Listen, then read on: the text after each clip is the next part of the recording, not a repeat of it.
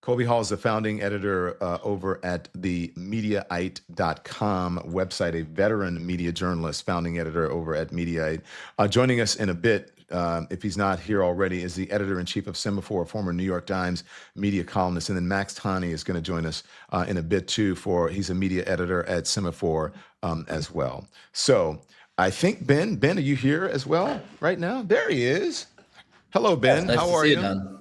Good to see you. I'm good, And Colby I'm good. Hall's here. Hey, Ben, what's up, dude? And Colby's like, Ben is here. Oh my gosh. Okay. And then Max Tani's going to join us. So thank you. Both of you are reporting on this. But as we get ready to talk about this Paramount deal, again, I want to show you this live shot that is happening in New York just real quickly in Chappaqua, because I know both of your platforms will be writing about this as well. This is a stunning development. I mean, Ben, it's kind of unheard of that this is happening. I think Bill Clinton should be answering questions about this, but I'm not sure if these are the right people. I mean, it's a real throwback, right? Bill Clinton being hauled in front of a congressional committee. This is like, it's the 90s all over again. Monica Lewinsky, shades of Monica. House investigations going after presidents on both sane and crazy grounds are like genuinely not a new development in American politics and American life. The Clintons, went through lots of this stuff in the 90s, some of it serious, some of it nutty. And I think, this is the consequence of the release of the Epstein files. They're just kind of spreading like an oil slick, and anybody who's in them is getting sucked in. Yeah. You'll be writing on it, Colby. As I watched yesterday, I was stunned by the level of immaturity that happened on the Republican side. I have to be honest, especially with Lauren Boebert, but also a pretty. It's not stunning, but I was impressed with the seriousness and the calmness of Hillary Clinton when she came out to speak about what happened. She's a pro. She's a seasoned veteran. I mean, let's not forget that she sat for 11 hours in that Benghazi. Remember Benghazi and how that was the smoking gun?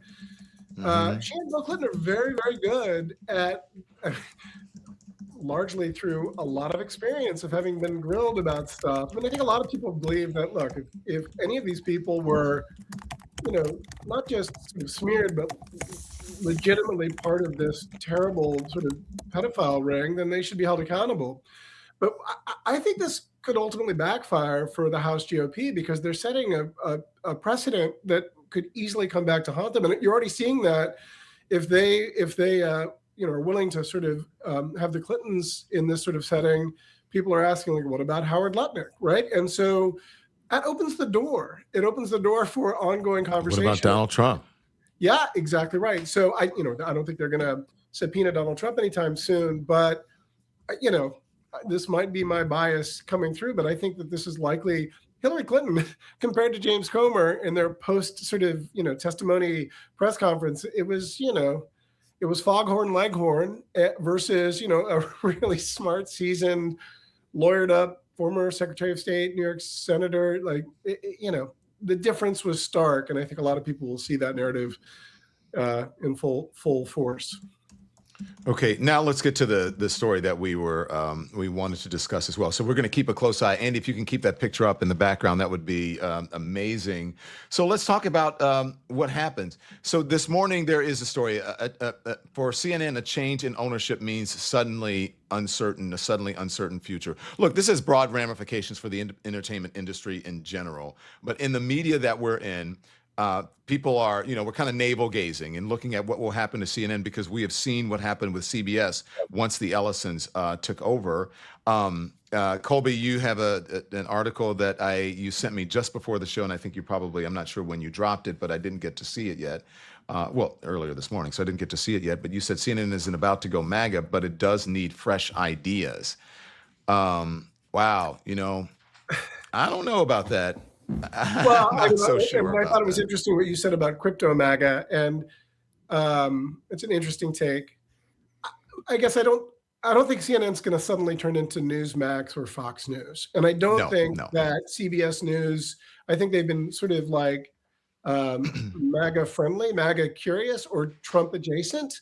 I think I don't think that Barry Weiss is quite the sort of she's not Roger Ailes. And my column was really about how, honestly, CNN has been kind of in a death spiral since Jeff Zucker left.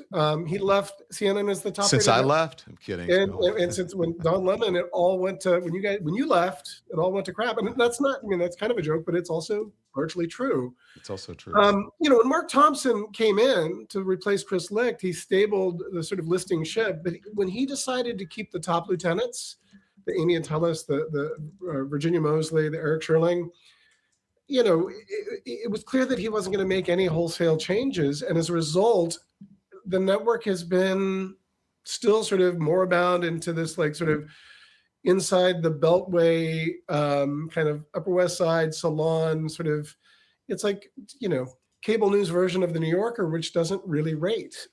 It gets good advertising. So I don't know that, I guess my point was a lot of things can be true at once. It's terrible and authoritarian what appears that Trump did by putting his thumb on the scale to make this happen. Do I expect CNN to suddenly turn super hard right? No, that just would be, it belies any logic.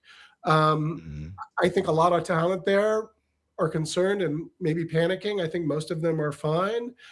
But the network needs a fresh set of ideas because it's not really working in its current iteration. And its digital strategy, getting people to pay a subscription fee for something that they're not willing to watch for free on their set-top box isn't necessarily working. So my column was mostly a reaction to the hand-wringing by a lot of the chattering class. Yeah, let's see. There's some folks arriving. I'm not sure exactly who, if they're worth, but folks are arriving. It looks like folks who will be taking part in this in Chappaqua. Again, we're going to keep an eye on that. I want to bring in Max Tani, though. Max Tani is an editor over at Semaphore as well. Hey, Max, good morning. Thank you. Welcome to the program. This is at my Power Media panel. We got the best of the best. We're missing one, I got to tell you. We are missing because he's taping and he promised to be here, and that's Oliver Darcy. Oliver's doing a fantastic job, so we're happy to support him and promote him as well. Ben, look, we don't have a crystal ball. No one knows what's going to happen. I kind of agree with Colby that CNN is not going to turn MAGA, at least not overnight, but they're going in that direction, and we do have a blueprint for it, and I think that blueprint is CBS News. Yeah, I mean, first of all, it's it's an honor to be here with my Mixed Signals co-host Max Tani. Immediate plug. Max, is the signal good? Yeah. Yeah, it's good. Would you you're just on a little bit of a delay. You're fine though. Go on. But I think more broadly, there's kind of two things happening here, and one is that obviously Donald Trump is using the power of the White House and of these federal regulatory agencies to try to pull the media in his direction, and it's working. Like there's no question that his pressure led to it changed the direction of CBS News. And the thing about Trump is he's not going to let you do it subtly. It's important to him that everybody knows that he's exercising his power. And so when Tony comes to the White House, he says, hey, congratulations on your new job, Tony. I got it for you. And so there's not really any denying that that's what's happening because it's happening in the open and Trump likes doing things in the open.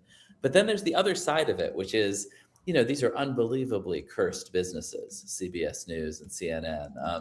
Very, very challenging, been in decline for my entire career. There wasn't really a moment when these things weren't in decline. No, that's not true of CNN, but that's true of CBS for sure. And CNN has been, is just struggling with the fact that you can produce this, you can take what had been a very, very, very expensive to produce CNN show and do something that is more personal, looser, but also quite high quality technically from whatever room in your home you're in right now. And that's a huge problem for these networks that isn't really fixable. And there's always been this idea, maybe in this declining, shrinking television space, if you shove CBS and CNN together, kind of makes sense. Maybe you save some money, but I just think there are these much, much bigger problems, which is that CNN's business is just melting, like an iceberg, and there's not really any way to fix it. That aren't really about whether it's too MAGA or not MAGA enough. Oh, wait, can you go on about that? And I've never heard say just melting like an iceberg. That's a pretty strong statement, Ben. No, it's just, they're in the cable business, and you're, and the rest of us these days are in the internet business, which, by the way, is cursed too and has its own problems. But CNN had this incredible run of receiving cable affiliate fees where you're paid X dollars per cable subscriber, and there are fewer cable subscribers every year. And so that number, which I think this is the Warner overall number, but if it's like 700 million one year, it's 650 million the next. And that's nice money to have. $700 million, $650 million is still nice money to have, but the line is just going steadily down and down and down. And so they're just built on this cost structure that doesn't extend into the future. And that's totally separate from these questions around tinkering around the edges of ideology. And in fact, like this basic CBS News story is that David Ellison wants to make movies, wants to own Warner, is probably a little Trumpier than his predecessor, but also just wants to get this deal done. And if CBS News is the minor sacrifice that you can throw the president, CBS News and something Trump really cares about, which is a great Max Tani scoop, producing Rush Hour 4. Those are the two things the president really cares about. You know what? Like, if that's what you got to give him to go and own the Harry Potter franchise, like that's the broad outline of the deal. It's interesting because I've just put this up. Someone says, I am canceling subs as we speak because of these purchases. Max, you think that's going to happen a lot? Do you think that's a real thing? I mean, look what happened after Jimmy Kimmel. Yeah, I think that more and more what we've seen is when it comes to subscriptions, a lot of times this stuff is really tied to people's personal beliefs and people's personal politics. I mean, we've seen this happen in the kind of positive way, right? Like, you've experienced this to a certain degree, Don, when you saw, you were, charged by, the federal government. Basically, you saw your subscriptions rise. We've seen that. And then we've seen the opposite of that, right? With the Washington Post, when they decided that they didn't want to endorse Kamala Harris, they lost a tremendous number of subscriptions. I think that we've seen the reasons why people subscribe to things are either because they're getting some sort of value that they need right in that moment. I need to watch The White Lotus because everyone is talking about it, or that they want to support in some way. And those are the two reasons why I feel like most people subscribe to things. It's easier to graft onto news. I think entertainment is a little bit trickier for the reasons that I just mentioned. Like, people may be upset about David Ellison and the direction that he wants to take CNN and CBS, but they really do want to watch Succession again, or they really do want to watch the new season of The White Lotus. But it'll be interesting to see just how much people are willing to sacrifice. I do have to say, just to Ben's earlier comment, it's never good when your boss says that you're in a business that's in trouble when referencing digital media. So that I found to be a little bit worrisome. But other than that, I thought that I agreed with what Ben had to say. Now that is the episode of Power Lines that I would like to see right there. Yeah, exactly. No comment, Ben? Ben hasn't. Ben is either having no comment or is on an extreme lag. I'm just trying to keep a straight face over here, guys. And I'm trying to keep the sun out of I thought I would use a natural light, but that doesn't always work. And speaking of, you said just doing it from whatever room at your home you're in, those are the things that you face. But guess what? I find that people don't really care that much about the optics as they care about the information and the person giving it. Look, so where does this take us? Because I think there is a legitimate concern, guys. I do think that there's a legitimate concern about the sort of combination or the combining of media, right? Of media conglomerates, and they're conservative now. Again, if you look at the overall picture, CBS, we touched on this a little bit, but I don't think we dug into it enough. CBS, you got Fox News, and now you are going to have CNN, and they're all basically going to be owned by very conservative right-wing people who are very friendly. Not so much Fox News, the owners of Fox News at times, but pretty much on Donald Trump's side, on the MAGA side. Yeah, I think I was thinking this actually yesterday. Yeah. We lost a little bit, but I'm going to just jump in here. I think what I was thinking this after this deal happened yesterday, that one of the big winners here is Versant, which has MSNBC, which I would imagine might be able to pick up some of these viewers from CNN if it makes more of a pivot to the right. I think that one of the big winners is certainly going to be MS and potentially even NBC News. Colby, are we the only ones left here? Is it? Max, Is why don't we talk is about that- the Knicks for just a No, second? no, you're here. Okay. I think Ben. What happened to Ben? I don't Ben know. was Ben- No, lagging. I was There he is. fixing There it is. my lighting here. That's all that I'm doing. I didn't want people to see me on, standing up to close the curtains. But go on. What were you saying, Max? No, I was just saying that I think that one of the big beneficiaries, of a potential CBS CNN merger tie up, whatever that they're going to do and move to the right, is Versant and MS Now, which has struggled in some ways, but I think that it allows that to basically be kind of firmly on the left and in kind of presenting an alternative to some of these other television news outlets that are moving to the right. I think that it's a pretty good day maybe to be Rebecca Cutler and Mark Lazarus. I don't know. Do you guys agree with that, or am I? Is that? No, I will tell you. I will think tell that's you this, and I was perfect, speaking to. I don't think that she would mind. Hold on one second, Colby. I don't think that she would mind. I was speaking to Kara Swisher, who voiced via text last night, voiced a very similar sentiment as you are saying, Max. And Kara is sort of in on these things. And I have to tell you, look, I'm not. I don't really watch that much cable anymore, but I find if I'm going to, I'm watching MS Now. That's where Yeah. I'm going to for information. And usually that place would have been CNN. And, for entertainment purposes, I would turn on Fox News just to laugh. But I mean, now I find myself going to MS Now and saying, you know what, considering the times that we're in right now, they're doing the best job of all of them. And if I do need something from cable news, I turn to them. So point taken. Well, I think it's interesting to look at how all like the three major cable news networks, and if you want to include News Nation, like News Nation has clearly pivoted hard right, and only to appeal to Trump to try to get this sort of next star acquisition of tenure through, which is pretty shameless, but it's irrelevant. No one really watches that network. MS Now has become a little bit less hyperventilating. They've become under Rebecca Cutler, like from 2024 to 2025, they're a lot more sort of like, I don't know, dispassionate and calmer about how they cover politics, clearly with a left of center bent.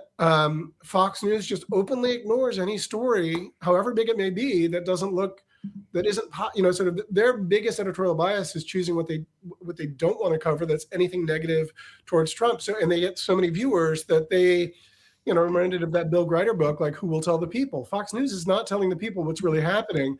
And CNN has been so cautious with their voice at a time where like the most important sort of variable in media is a strong point of view, a strong voice. And, there are a few on their talent that make it very, very clear what the stories mean and relate to people, but they are the exception to the rule. And if you look at CNN Digital, their copy on CNN.com it's more boring than a newswire copy. They're just so neutered for fear of being. I mean, I can kind of understand why after 10 years of being beaten down with like relentless attacks of fake news and bias that don't really exist. And so I think CNN has candidly sort of painted themselves into a corner. And as I was saying earlier, I'm not sure Mark Thompson really came in with much of a vision on how to sort of bring CNN's voice. I mean, Jeff Zucker really well. He was a genius at sort of getting sort of a strong point of view.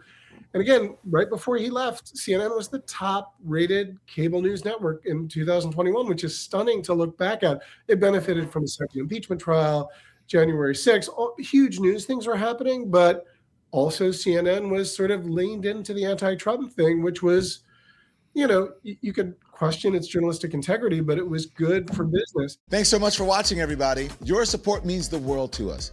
Don't forget to hit that like button and subscribe so you never miss a show. We're live every weekday at 10 a.m. and 5 p.m. Eastern Time with new clips dropping at 2 p. and 8 p.